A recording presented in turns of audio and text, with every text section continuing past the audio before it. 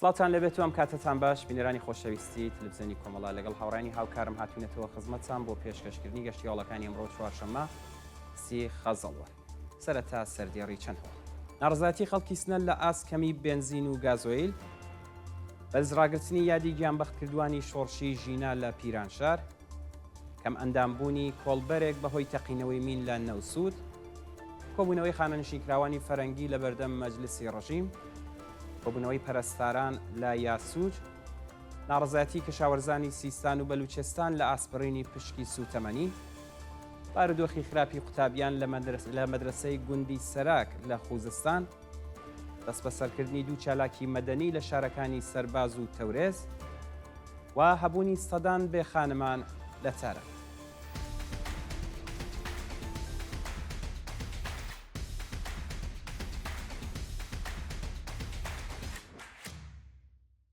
درێژەی هەواڵەکان ناڕزایەتی خەڵکی سنان لە ئاسکەمی بنزین و گازۆیل بەپێی هەواڵی گەشت و هێشتا نرخی بنزین بە شێوەی فەرمی گران نەکراوە بەڵام بنزین و گازۆیل لە بنزینخانەکاندا دەست ناکەوێت و ڕیزێکی دوور و درێژ لە بەردەم بنزینەخانەکاندا دروست بووە.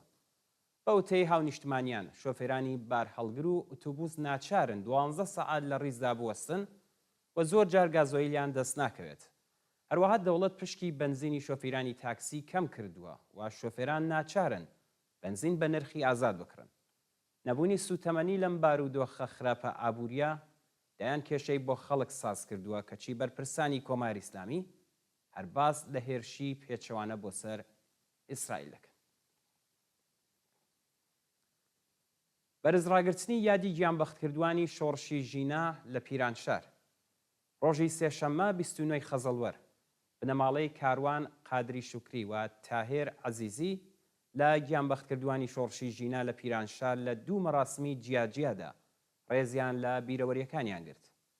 بە پێی وێنانەی کە بەدەستمان گەیشتووە بنەماڵەی کاروان قادری شوکری شوێنی گیانبەختکردنی ناوبراویان گوڵباران کردووە و بە کۆبوونەوە لەسەر مەزارەکەی پەیمانیان لەگەڵ ئاواتەکانی نوێ کردوێتەوە. هەروەها بنەماڵەی تاهیر عەزیزی بە گوڵبارانکردنی گڵکۆی ئەو گیانبەخت کردووە ڕایانگەیاندووە کە تا تۆڵەی نەستێنن واز لە دادخوازی ناهێنن. لە کۆتاییشدا دروشمی شەهید نامرێتیان بەرز کردوێتەوە.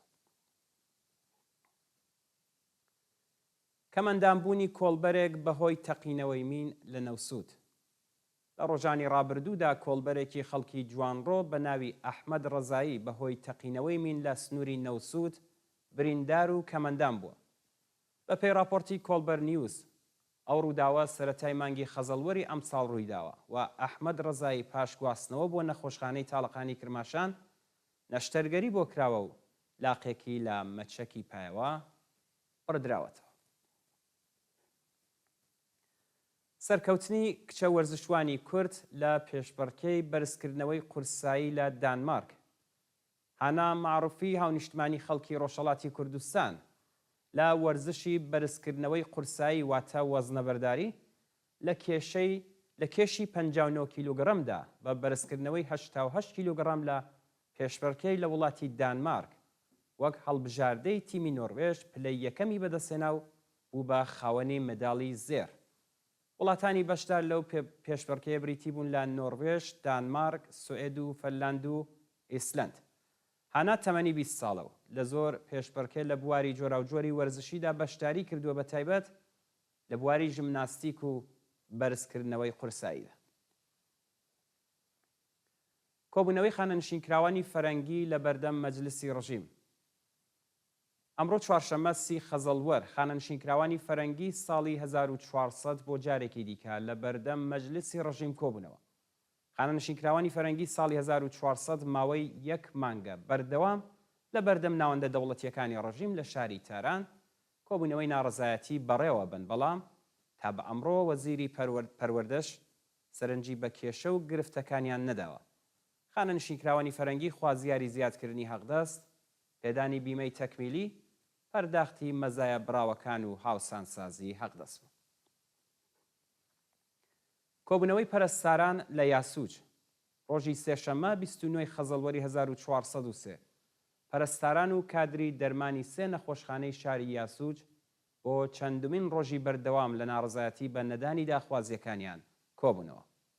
پەرستارانی یاسوجی ماوەی چەند ڕۆژە لە ئاسنەبوونی ئەمنیەت بۆ کادری دەرمان، کەمی حەقدەست و نەدانی کارانە و ئیزافەکاری ناڕزایەتی دەردەبڕن، بەڵام بەرپرسانی ئەو شارە هێشتا بایەخیان بە داخوازیەکانیان نەداوە. لە ڕۆژانی ڕابردوودا دەبیرکولی خانووی پەرستار بە میدیاکانی ڕژیمی ڕاگەیاندووە کە لانیکەمی حەقدەستی ساڵانەی پەرستار لە وڵاتی سوئیس 94,000 دلارە، بەڵام پەرستارانی ئێرانی بە 10 ساڵ پێشینەی کاریەوە مانگانە تەنیا 15 ملیۆن چمەن وەردەگرن. شەریف مقەدەم هەرواوتی پەرستاران بۆ هەر ساعات ئیزافەکاری تەنیا 25,000 چمەن وەردەگرن، لە حاڵێکدا ئەو نرخە ئەبێ زیاتر لە 100,000 چمەن بێت. ناڕزایەتی کەشاوەرزانی سیستان و بەلوچستان لە ئاسپڕینی پشکی سوتەمەنی. ڕۆژی سێشەممە 29 خەزەڵوەر کەشاوەرزانی پارێزگای سیستان و بەلوچستان لە ئاسپڕینی پشکی سوتەمەنی ناڕزایەتیان دەربڕی.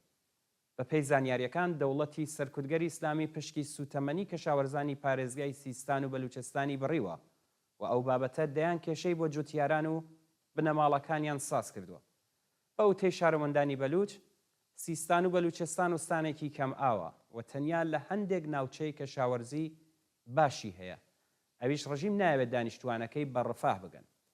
هەروەها نەبوونی هەلی کار و کارخانەی سەنعەتی گەنجانی ناچار کردووە ڕوو لە پیشەی پڕمەترسی سوختەری بکەن و لە پێناو دابینکردنی بژێوی ژیانی خۆیان و بنەماڵەکانیان گیان بخەنە مەترسیەوە. چالاکانی مەدەنی بەلوچ دەڵێن کۆماری ئیسلامی بە ئەنقەست هەژاری بەسەر خەڵکی سیستان و بەلوچستاندا سەپاندووە و نایەوێت ئەو پارێزگایە گەشە بکات. ژاراویبوونی 10 کرێکار بەهۆی هەڵمژینی گاز لە چەند شاری ئێران. ڕۆژی سێشەممە 29 خەزەڵوەر 10 کرێکار لە شارەکانی یەزد، مرەودەشت و بوشێر بەهۆی هەڵمژینی گازی کیمیایی، ژاراوی و ڕەوانەی نەخۆشخانە کراون.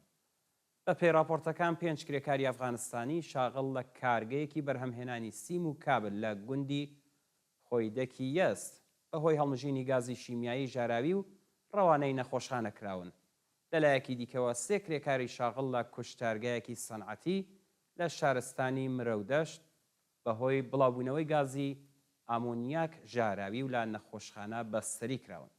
هاوکات لە شارستانی بوشێر 2 ئەندازیار بەهۆی هەڵمژینی گازی نیترۆژێن، ژاراوی و بۆ ناوەندە دەرمانیەکان گوازراونەتەوە. بارودۆخی خراپی قوتابیان لە مەدرسەی گوندی سەراک لە خوزستان. بەپێی ئەو ویددیویانەی لە تۆڕە کۆمەڵایەتیەکان بڵاو کراوەتەوە، مامۆستای قوتابخانەی سەراک لە پارێزگای خوزستان ناڕزایەتی خۆی بەرامبەر بە نەبوونی ئیمکانات بۆ قوتابیانی ئەو گوندە نیشانداوە و بە توندی ڕەخنەی لە دەسەڵات گرتووە. ئەو معەلیمە دڵسۆزە دەڵێت لاریجانی ڕاوێژکاری ڕێبەری سەردانی لوبنانی کردووە و بە شانازیەوە دەڵێت کە بۆ هەر خێزانێکی لوبنانی مانگانە 300 دلار پارەیان تەرخان کردووە کە دەکاتە مانگانە 18 ملیۆن چمەن. پێدانی پارە و دەرمانی خۆڕایی بە خەڵکی لوبنان و غەزە لە حاڵێکدا کە قوتابیان و منداڵانی ئێرانی بە تایبەت لە ناوچە پەراوێز نشینەکان لە کەمترین ئیمکاناتی ڕفاهی، بێهداشتی و پەروەردە بێبەشن و بە پێی ئامارەکانی دەوڵەت 2 ملیۆن قوتابی بەهۆی هەژاری وازیان لە خوێندن هێناوە. هەبوونی سەدان بێ خانمان لە تاران. سەرۆکی ڕێکخراوی خزمەتگوزاریەکانی شارەداری تاران ڕایگەیاند 1000 بۆ 1500 بێ خانمان لە شاری تاران شناسایی کراون. وتەکانی ئەو بەرپرسەی ڕژیم لە حاڵێکدا کە هێشتا ئامارێکی ڕوون سەبارەت بە ڕێژەی بێ خانمانەکانی ئەو شارە تۆمار نەکراوە و ناوەندە ئەمنیەتیەکان ڕێگە نادەن ئاماری ڕاستەقینە لەسەر ئەو بابەتانە بڵاو بێتەوە. پێشتر ڕۆژنامەی هەممەی هەم باسی لە خێوەتنشینی لەسەر بانی شوقەکان، پارکنشینی، گۆڕخەوی، ژێرپردخەوی، پارکینگخەوی و هیتر کردبوو. بە لە بەرچاوگرتنی قەیرانی ئابووری، گەندەڵی بەرپرسانی ڕژیم و گرانی نرخی خانوبەرە و کرێنشینی مەزەندە دەکرێت ڕێژەی بێخانمانەکان چەند هێندەی ئەو ئامارە بێت کە بەرپرسانی شارەداری تاران باسی لێوە دەکەن. دەست بەسەرکردنی 2 چالاکی مەدەنی لە شارەکانی سەرباز و تەورێز. ڕۆژانی یەکشەممە و سێشەممە 27 و 29 خەزەڵوەر 2 چالاکی مەدەنی بە ناوەکانی سەعید ئەربابی و یاشار تەبریزی لە شارەکانی سەرباز و تەورێز لەلایەن هێزە ئەمنیەتیەکانەوە دەست بەسەر کراون. بە پێی راپۆرتەکان هێز ئەمنیەتیەکانی ڕژیم لە شارستانی سەرباز هێرشیان کردوتە سەر دوکانی سەعید ئەربابی و ناوراویان بەبێ بەڵگەی قەزایی و بە توندوتیژیەوە دەست بەسەر کردووە.